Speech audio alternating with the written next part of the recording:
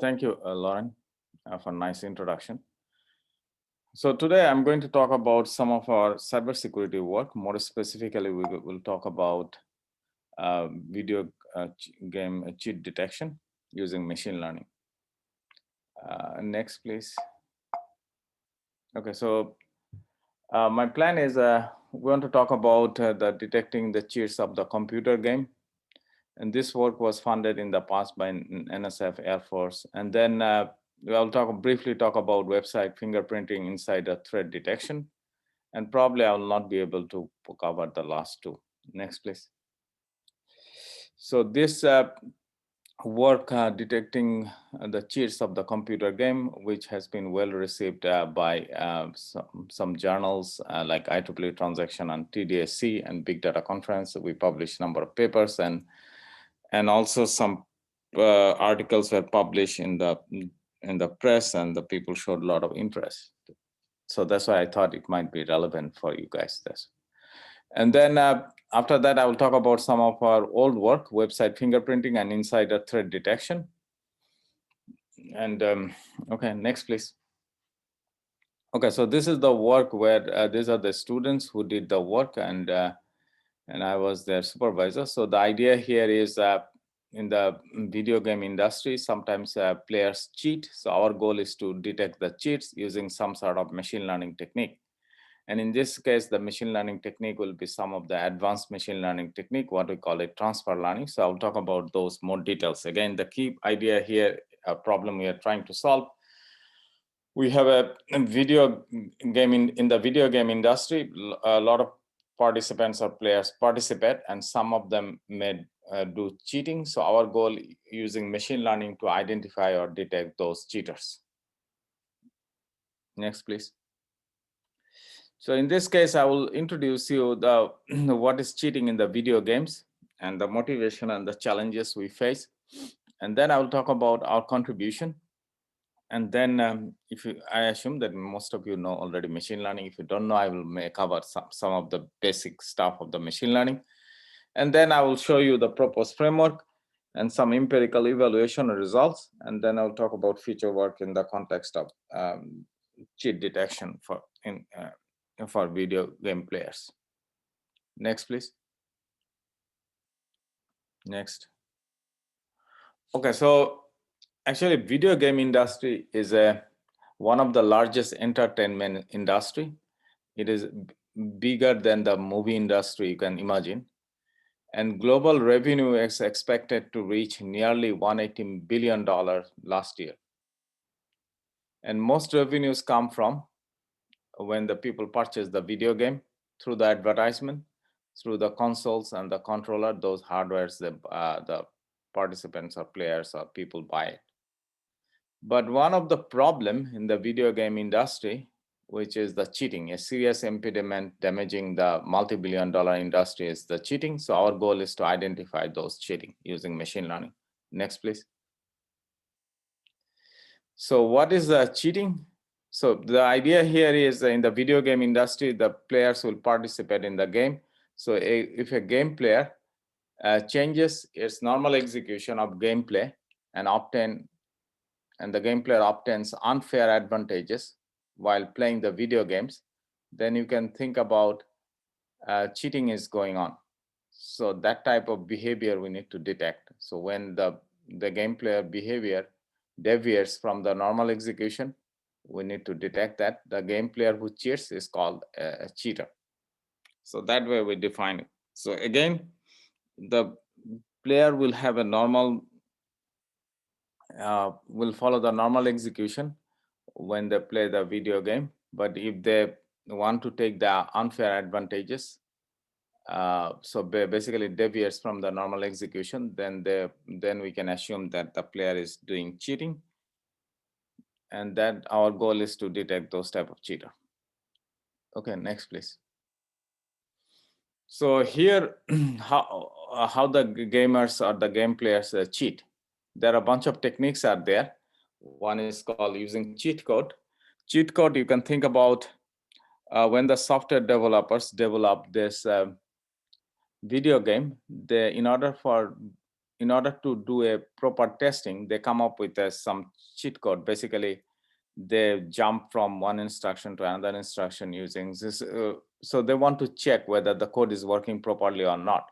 So they develop some cheat code, and this cheat code, software developer develops it and tests it for their video game program. Now the problem is sometimes those cheat code is publicly available in the social media or some places where people can access.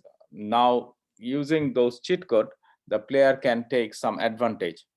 So that's one of the problem, or you can start to do the cheating. And then another way the gamers can cheat, modifying the game code. So basically they can do some reverse engineering of the code and then take the advantage. And the third one is modifying the system software. So in this case, they can do some DLL injection and take the advantage. And the last but not least, game traffic, they can also take the advantage. And then sometimes a bot can play the game and take the advantage and defeat the other party. So it's automated way they can take, the cheaters can take the advantage. So these are the ways a cheat can happen. So next, please. So in this diagram, this picture, we try to show you a Counter-Strike video game. And in that game, how the cheat code will be used. So for example, usually there is a gravity, and the gravity, usually the default setting, the value is 100.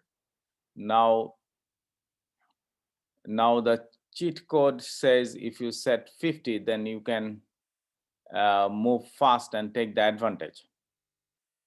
So that type of parameter information is available in some public places, and the the cheaters or the video game players know this and set the parameters that way and take the advantage. Next, please. So the gamers cheat, they need to utilize some resources. So one of the gaming community can be sometimes reveal those information, and then social media where they can find those information. Information means those what parameters you need to set and so on. Next, please. And here is one of the video game. Later we will use this video game for our cheat detection. So what we call it, Counter-Strike 1.6 is a multiplayer first-person shooting game, one of the most popular online games, and many cheats are available. And some of the cheats are like this: wall hack, speed hack, aimbot, trigger bot, artificial leg. So we'll explain those in a minute. Next, please. So I think I will explain those. Can you go back to the previous slide? So the wall hack. So some of the cheatings, I will explain that in a minute. But you can think about wall hack means the wall will become transparent, so the adversary or the player who wants to cheat, he can see the opponents and target the opponents. Yeah. Next, please. Yeah, if you can click. So why people want to cheat, or the gamers want to cheat? They want to make money, profit, and competitiveness. Some people are very aggressive. They want to show that they can win, and then sometimes people want to entertain by themselves. So that's why they want to cheat. Next. So here the damages of the cheating. So when the cheating happens, it adversely affects the game's popularity and the reputation. There are many games that are available. If some of the games are very prone for cheating, then people may not want to buy it. So that may affect the game also. 77% of players are likely to stop playing online multiplayer games if they suspect the other players are cheating. That's the study people found. And 60% have had negative gaming experience because of cheating. Finally, it hurts the revenue. 48% players would be reluctant to purchase any in-game content if other players are cheating. So you can see cheat detection is an important problem. Next, please. Next. So here I will talk about some of the motivation of our work.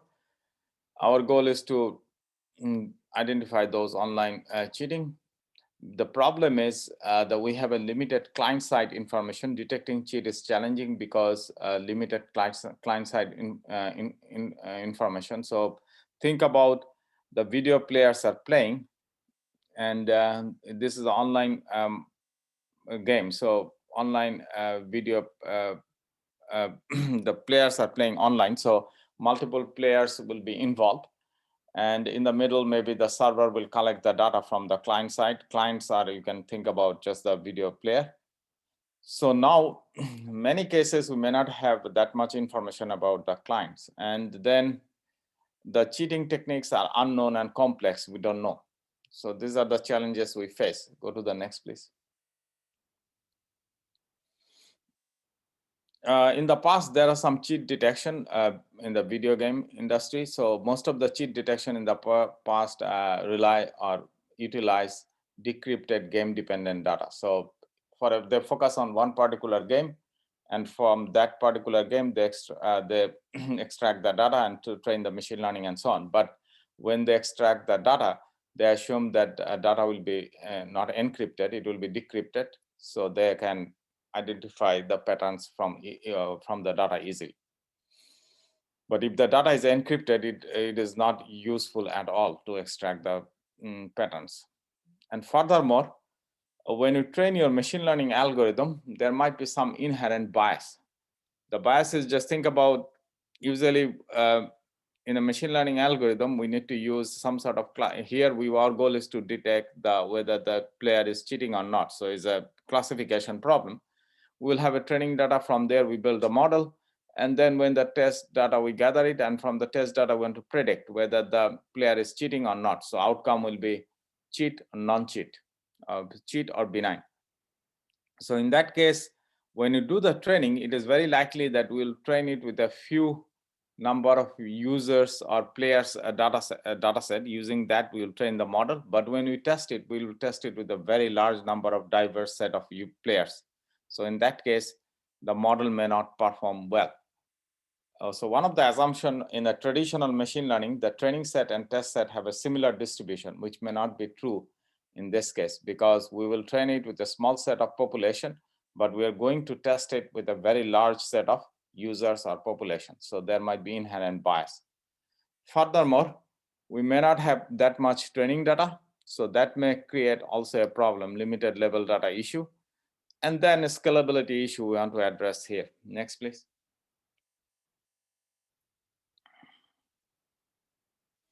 Okay, so our goal, we will show you that we develop a novel machine learning algorithm where we can analyze the game traffic, which is encrypted and game independent. So it is not customized, the feature extraction or the machine learning algorithm we're going to use just customized for one particular game. It's not the case. We will use many games, and from there, our feature extraction or feature extraction part is independent of the game. So here we assume that when the players will play the game, we will gather the data, but that data will be encrypted. So we will capture the game traffic, but this game traffic will be encrypted, and we are not going to utilize any game dependent features. So it will be more game independent features we're going to explore. And keep in mind that since it is encrypted, so it will be a very challenging task to extract the features, because encrypted means we cannot see any patterns or any useful information from the content. And finally, as I told you, that we may have a training data from a small set of users, but we're going to test it on a very large set of users. So there will be inherent bias that will be addressed through the covariate shift. That's a special machine learning technique called transfer learning will be utilized here. And then finally, we will scale up the processing. We will do the server-side cheat detection, and we will scale up the processing using Apache Spark, which is a big data technology, and GPU. Okay, go to the next, please. So in this case, the goal here is to do the So video game players will play. We will collect their data, and the data will be encrypted, the encrypted traffic. And from there, we will extract the features, and then we will try to, so if the players are playing a game, we will collect their log basically and extract and the traffic will be encrypted. So from there, we will do some novel feature extraction, extract the features and train the model. And next time when the test scenario comes, we will also gather the data same way, encrypted traffic, and then from there we'll extract the features and then test it against our model.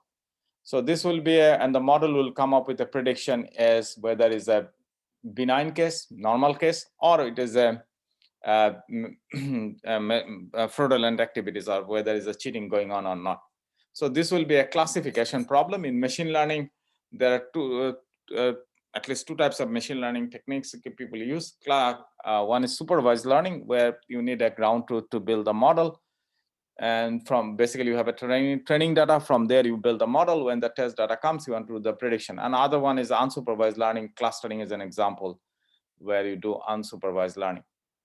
So you can think about like in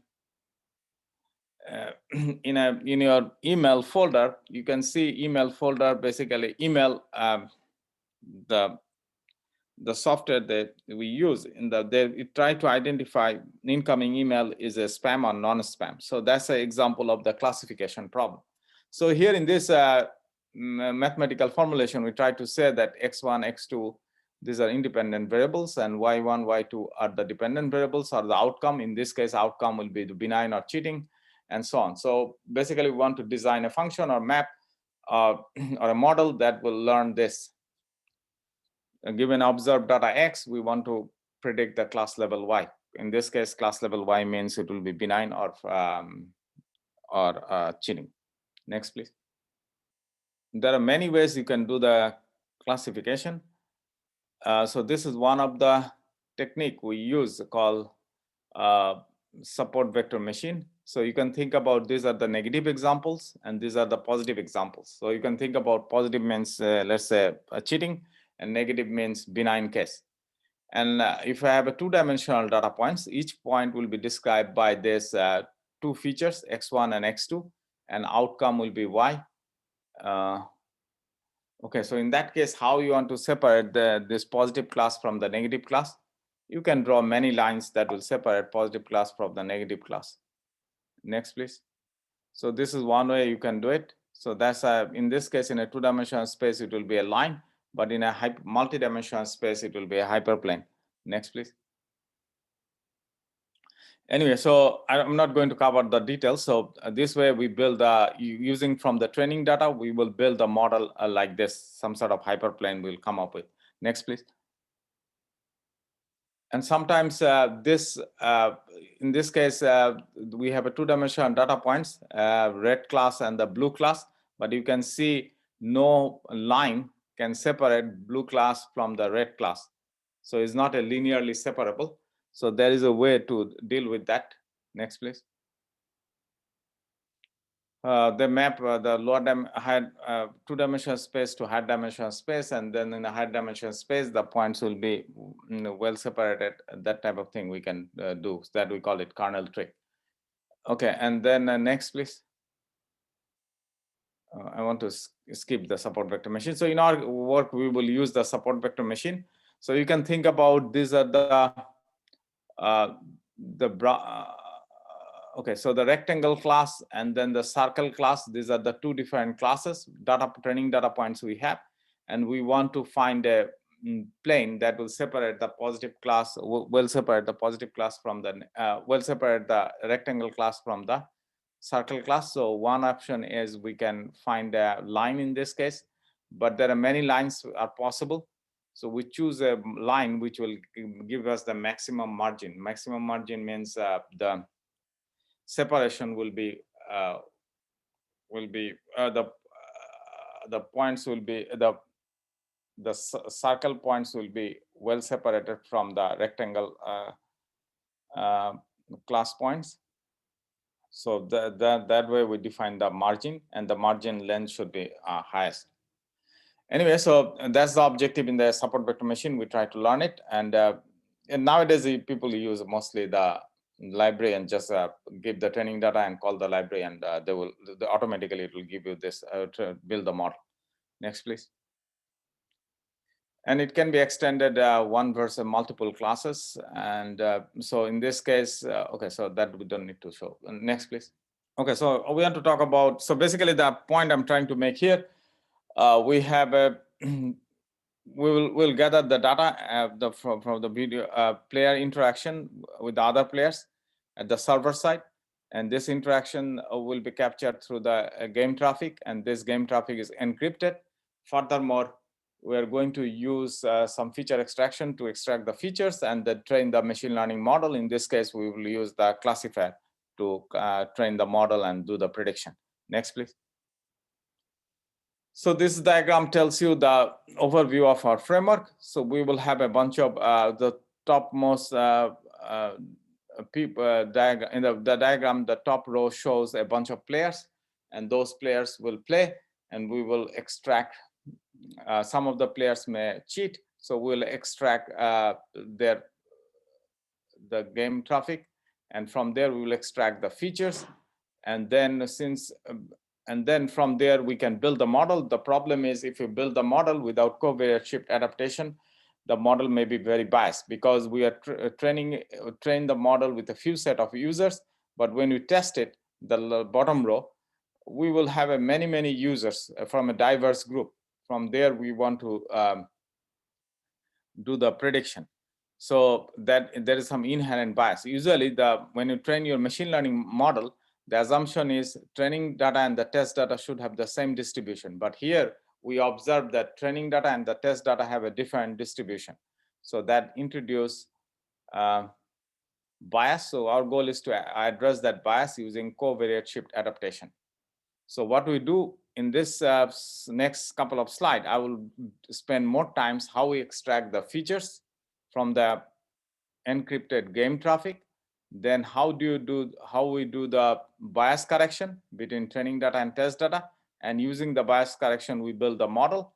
And once you have the model, now the test players will play some, I will perform some activities, and on that activities we want to determine whether cheating is going on or not. So this trained model will do the prediction whether is the cheating going on or not. Next, please. If you have a question, please feel free to interrupt me. So now the key slide is feature extraction part. That's our contribution in this work. So again, recall that we have the encrypted traffic. So the packets are encrypted, and we extract features from the packet header. So as a machine from the in order to perform the detection, what we see in the packet is encrypted, so we cannot interpret the content of the packet. What we can interpret from the header, the packet length, the size of the packet, and the time information, how long it took. Those type of things we can get. So number of incoming packets, number of outgoing packets, sum of incoming packet size, sum of outgoing packet size. These are the things we can get from here, but content will not be useful at all. Next, please. So here we develop a new feature extraction technique, what we call it bidirectional dependency. So basically from this encrypted traffic where we can only see a number of bytes and that how long it takes to transfer the data from the client to the server or server to the client. So that type of information, temporal time information we have. So from there we try to come up with the more features. So what we call it burst. Burst is a sequence of consecutive packets transmitted along the same direction. So universe means universe, the size, how many packets we're sending from the client to the server. So let's say first we send 500 byte, then we send 300 byte, and then after that the server will send back. So in that case, total we send 500 plus 300, 800. And for 500, 800, 500 took 1 second, and 300 took 0.2 seconds, so 1.2 second the time. That way we capture, and we also capture the direction information. So number of packets in the burst, maybe 2 packets are sent. By burst means we will capture from, in this case, client to the server, we send packets, and server to the client will send the packets. So that way we capture the by burst. So again, what is burst? Burst is a sequence of consecutive packets sent or transmitted along the same direction. So let's talk about that more details with an example. Next, please. So here, so the bottom line represents the client. Client sends some traffic to the server. The top row represents the server side. So first, the client sends 200 byte. Yes, 200 means 200 bytes will be sent. And then again, client sends another packets with a 350 byte. So after that, client server will start to send the packets. So server will send 550 bytes. Next, it will send 300 bytes. Next, it will send 1000 bytes. Then after that, client will start to send. So now, in this case, Uniburst feature will extract what? It will extract. Next, please. No, go back, please. So in this case, Uniburst will extract the feature something like this. It will extract total 200 plus 300, 550 bytes will be sent from the client to the server. That is the direction, C underscore S maybe, and 550 is the bytes, and time took 15. So that way it will be sent. So for example, in this case, the by burst feature for this window, you can think about the server is sending. So the direction will be down, server direction, we call it DN, and up to the server. And how many packets we are sending? What is the size? From the server to the client, 550, 300, 1000, 1850. And then from the client to the server, it will be 500. So that way we generate a feature like this. So in the bottom, if you see, we say DN up hyphen 1850 hyphen 500. So that way we generate a feature by burst feature. So for the Uniburst, the feature will be just from the up down, and it will be only 550. So similarly here in this window, the feature will be, you can think about, the feature will be up down. So up down case from the client is sending to the server, so up down. And then what is the up? Up is sending by burst features 500, 200, 700. And then here 200, 1100, 600, sum it up. In this case, from the server to the client, 1900. So that way we generate the features. Next, please. The key point I'm trying to make here, we have the, recall that we have the video traffic, video gameplay activities or traffic, which is encrypted. From there, we extract the features like this. And these features will eventually, it will generate humongous amount of features. We discretize it or construct the bean, and in the bean, we count how many instances are there and generate the feature vector. Now, as I told you before, in this diagram, if you can see, can you go to the next, please? Okay, in this diagram, you can say the figure or the small set of players, only few users will be used for the training to build the model. Training for the small set of users, we will collect their log activities, and then some of them may cheat, and most of them will do a normal activities. So we'll gather those data and train the model. And when we are going to test it, we may test it with a very large set of users. So in that case, and this set of users will be diverse. So the problem is, when you train the model, we assume that training and test data will have the similar distribution, but they may not have the similar distribution. So in that case, if you train your model on the training data without doing any bias correction, in that case, the model may not perform that well when we do the testing. So we need to do that type of bias correction. So different set of players may cause biased training data with respect to the test data. We utilized relative density ratio to estimate the importance weight associated with the training data instances. So the idea here is intuitively, if the training data follow the same distribution with the test data, then it will carry the higher weight. But if they have a different distribution, then that will carry the lower weight. So that way we try to um, estimate the weight for each training instance. So if the training instance has a very close similarity with the test instances, then the weight will be close to 1. Otherwise, it will be very low numbers or very high numbers. So that way, each training instances will have a weight. And then we will train the support vector machine. But in this case, the training points will have the weight. So weighted support vector machine will be utilized to train the model. And when the test data comes, we'll do the prediction. Next, please. And then last but not least, we do when we right now the implementation works at the server side. So in the server sides, many users data will be gathered and the large matrix will be constructed, and that matrix calculation is very expensive. So we try to scale it up using GPU, and we also do some scalability things with the help of Spark. Next, please.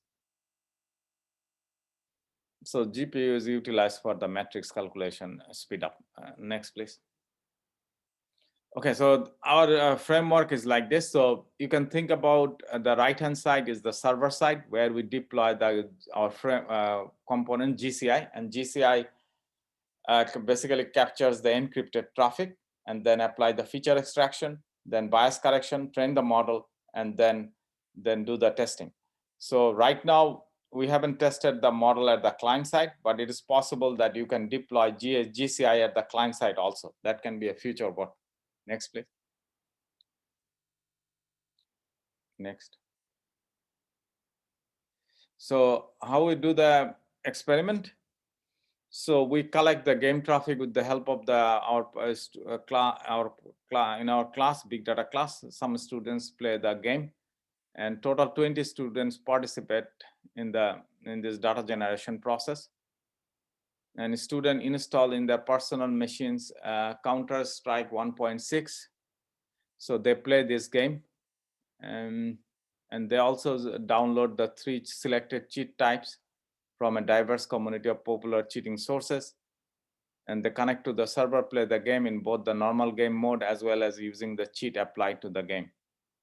Next, please. Next. So the players play the game. We collect those data at the server side. Next, please. And this server side, when you collect the data, it will be encrypted, that I tried to tell you. And then we do our feature extraction using bind and do the novel features and train the machine learning algorithm and do the testing. Next, please. So as I told you before that there are various cheats are available in social media or some other places. And the developers use those cheats. And in this case, our students utilize those cheats when they want to cheat in the game. So aimbot enables automatic targeting the opponent while shooting. This targeting works even if the opponent is too far away or behind the walls. So aimbot actually help you to gain the advantage when you play the game. Speed hack enables speed increase in the player's movement while playing the game. A player can apply different variations of speeds and play the game. Wall hack makes the wall transparent for the player so that he or she can see the enemy through the walls. Next, please. So here some example for the wall hack. So there is a in this case wall hack, the behind the wall in the normal case we cannot see who is there, but if the wall hack cheat is utilized, then you when you play the game you can take the advantage and see the opponent party behind the wall and take the advantage in the game playing. Next, please. So for our experiment, we first extract the features using those bind features as I told you. and that will give you more dependency.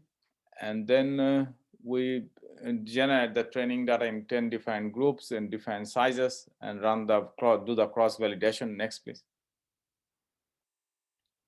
And we do two types of classification. One is the cheat detection, find the cheat on the normal players, or we can find multi-level classification, more than 2 class. So in that case, we can identify whether the player is a normal player, no cheating, or if it is cheating, then what type of cheating is going on, aimbot, speed hack, or wall hack in our case. Next, please.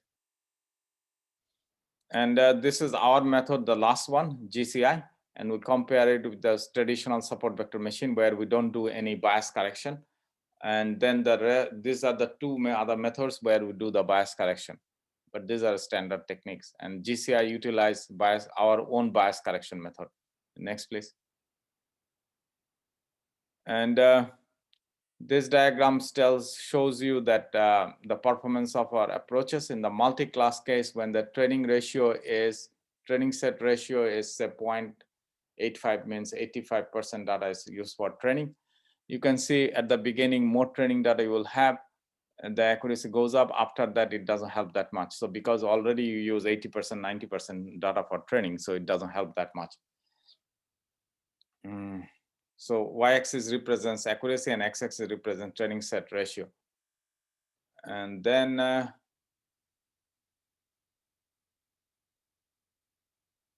okay, so I'm sorry, this is the training case when you have okay, so this case we're showing when you have a testing set accuracy, testing set ratio and accuracy. So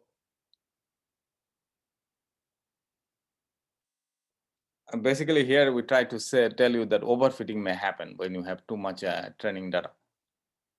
Anyway, so and then we try to show you the top row shows you accuracy versus the training and the test data ratio. So you can see here always the GCI, which is our approach, is outperforming the other baselines. And then the time overhead, our method takes least amount of time. So that shows the power of our algorithm. So this one, the top one in the top row is the GCI, our algorithm. So our algorithm does better prediction with a lower overhead. This diagram tells you that. Next, please. Lower overhead means lower timing overhead. Next, please. Next. So in future, we want to investigate the performance reviews when more cheating technique are introduced. So far, we tested only 4 types of cheatings, and 1 or 2 types of games we considered, but we can the framework can handle many types of games. And we did the implementation only at the server side, but how about at the client side? That can be doable also. And this is our future work. Okay. And next, please. So I may have a 2-3 minutes. So I'll just briefly cover website fingerprinting work and then and the insider threat detection. So I will take 2-3 minutes and that's it. Yeah, next, please. Next. Okay, next, please.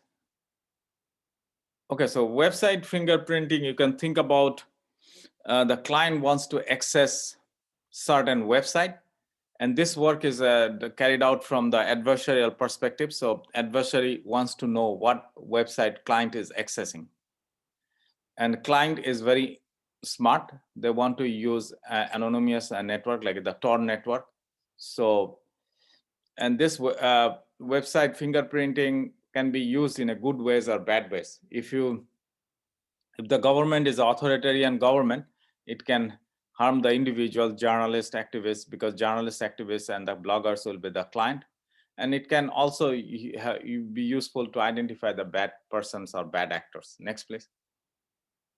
So this diagram actually tells you what problem we try to solve. The client is the user who wants to access certain website, and our work is from the attacker perspective. So this work is done from the attacker perspective. Attacker wants to know what website client is accessing. And client is very smart. He is not going to use the traditional HTTP protocol. He is going to use either HTTPS or the Tor network and so on. So in that case, an attacker may only see the encrypted traffic. Since it sees the encrypted traffic, so the content may not be useful. So if you, from the content, you can extract features and build a model, but since the content is not useful at all, so what we can do? Attacker. So attacker only see the, again, the previous work what I showed you, attacker only see the encrypted traffic. So basically attacker can only see the packet header information, where the packet length and the time information. From there, we use our feature extraction and extract additional features, directional features, and train the machine learning algorithm what website client is accessing. And once you train it, then when the test data comes, we will do the prediction. So now keep in mind, here in the World Wide Web, there are billions of websites. We're not interested about all these billions of websites. We may interest at an attacker, we may be interested only few websites, 5 or 10 websites and so on. So targeted website, we will just monitor them and build a model using that. Okay, next please. So I want to skip that part. So that's our work we did. And if anybody is interested, please let us know. Now you can, the last one we did something a long time ago called evolving insider threat detection in the stream analytics area. Our goal is to identify the insider threat, and I'm not going to define the insider threat here. Next please. And there are many ways you can, the problem here in the insider threat, insider may change their activities over time. So this is a streaming, whatever the machine learning algorithm will develop, that needs to be adaptive in nature, because you train your model at the beginning of the year and you try to use it at the end of the year, and in the meantime, adversary or the insider can change their attack pattern. So, or change their insider may change their behavior. So in that case, machine learning algorithm may not be able to catch these new types of behavior. So that's why we need to make sure that the machine learning algorithm should be adaptive in nature and so on. Next, please. So for our case, what we do in this diagram, so we capture a lot of users' activities, benign activities, and we model it using unsupervised learning. And those normal activities, once we model it using unsupervised learning, basically we do some sort of clustering or quantization. And in this case, we use our command sequences, we capture it, and benign command sequences. And then we, from there, whatever the frequent patterns or frequent command sequences we found, we just put it into the dictionary. And because in the dictionary, we may have a limited resources, we cannot put everything there. So, and then when that user in our test scenario comes, when the user's activities, we capture it and then try to match it with this dictionary. If it's a good match, then we call it as a benign. If not, then we call it anomaly. So that's the very basic idea. And then we try our machine learning algorithm we basically update this dictionary frequently. Next, please. Okay, so these are the open source software we have. So if you are interested, or if you need to use some of our tools, so you can go to those GitHub pages and download from there. That's I just want to tell you. Thank you. I don't see any question, but yeah, feel free to ask me any question, or if you're interested about our software or any other collaboration is possible, then send me an email. My email address is lkhan@utdallas.edu. So let me type my email address. Okay, there is one question from Reza. Does your technique work to known cheats or also for unknown cheats? Yeah, it's a very good question. So at this point, yeah, our technique works very well for the known cheats.